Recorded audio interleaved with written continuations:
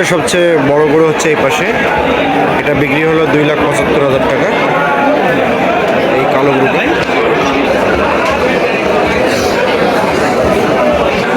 আসসালামু আলাইকুম, এই গরু কিনলেন কত দিয়ে?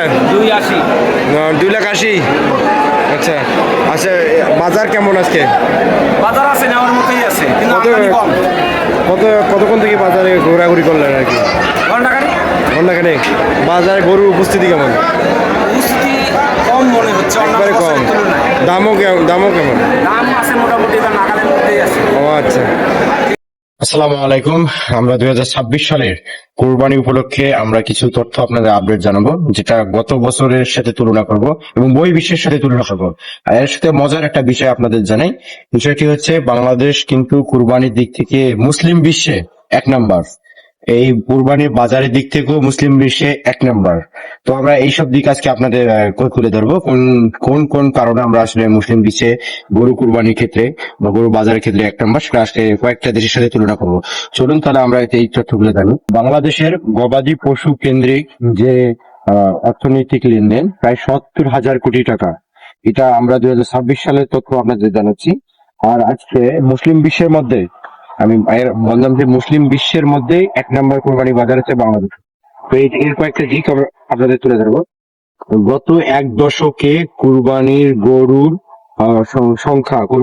সংখ্যা বাড়ছে 20%।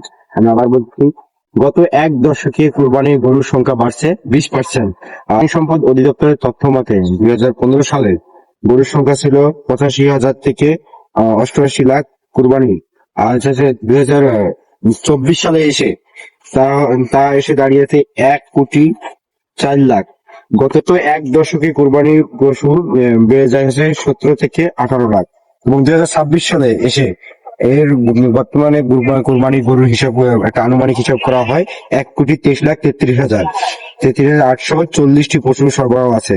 তবে চাহিদা, এই বছরের চাহিদা আছে 1,06,334টি। আর মুসলিম বিশ্বের সাথে আমরা তুলনা করি বহির্বিশ্বের সাথে, আকার বলেন, আকৃতিতে বলেন, আবার হচ্ছে মূল্যস্ফীতি এবং অর্থনৈতিক কেন্দ্রিকের দিক থেকে সবচেয়ে বেশি অর্থনৈতিক কুরবানি হয় বাংলাদেশে। আমি বহির্বিশ্বের সাথে এখন তুলনা করব, সেটা হচ্ছে পাকিস্তানের ক্ষেত্রে। পাকিস্তানে কিন্তু এর হচ্ছে 70 থেকে 80 লাখ 80 লাখ গরুর হিসাব কুরবানি দেওয়া হয়। আর ইন্দোনেশিয়ায় প্রায় 18 লাখ, তুরস্কে প্রায় 38 লাখ, মিশরে প্রায় 13 লাখ, সৌদিতে মূলত 10 থেকে 15 লাখ গরু আমদানি হয়।